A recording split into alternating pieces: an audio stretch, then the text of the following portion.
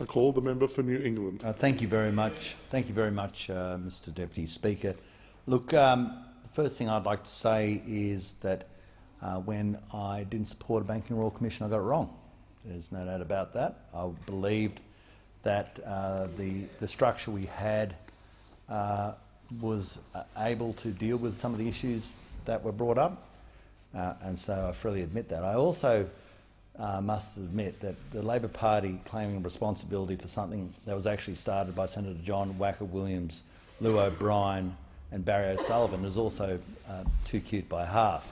So if you want to celebrate being second, coming to the cause of a Banking Royal Commission, go right ahead, but don't run us a yarn that you were first. Why I have better knowledge than most of banks. I've worked for one for 5 years and I'm an accountant. And I certainly came across people. I remember one substantial client of the banks and their interest rates were at 40%. This I thought was completely outrageous. But there is a reason why that we have to have some sense of temperance in this. We have to make the appropriate changes, but we can't just ride roughshod over every broker. I think brokers have played a substantial role in spreading the customer base away from the 4 major banks and into minor banks. And if we lose sight of that, we're actually going to reduce competition.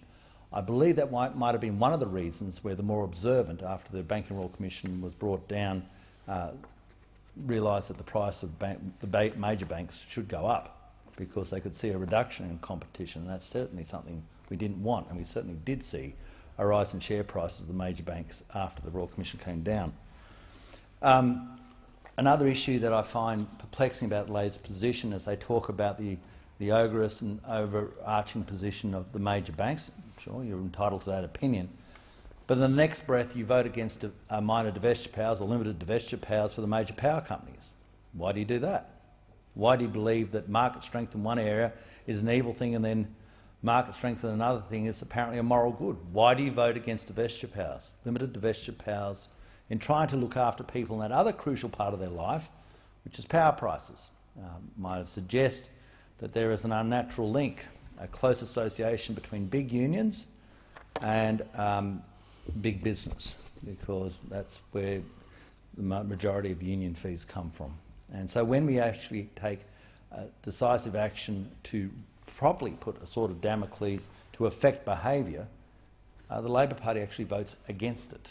And no, I've, without a shadow of a doubt, been completely honest. If you want something that really surpasses all others in getting people's attentions when the government speaks to them about changing their behaviour, then a divestiture power, as we see with the Clayton's Act and the Sherman Act in the United States of America, with the UK Enterprise Act in the United Kingdom, obviously, and the Consumer Act in Canada, all general divestiture powers, but somehow we believe that the Australian economy is so substantially different to everywhere else in the Western world that we don't need them. And so when we vote for a minor one, you vote against it.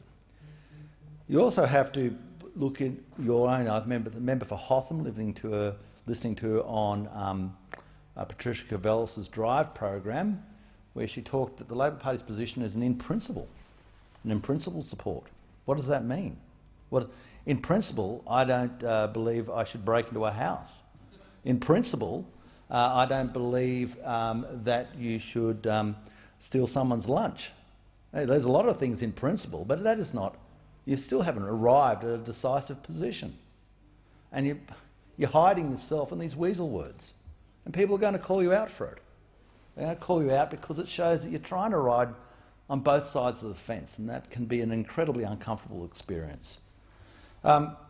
If you believe in principle that people shouldn't be ripped off, then how can you be so decisive about coming into their superannuation and taking their franking credits?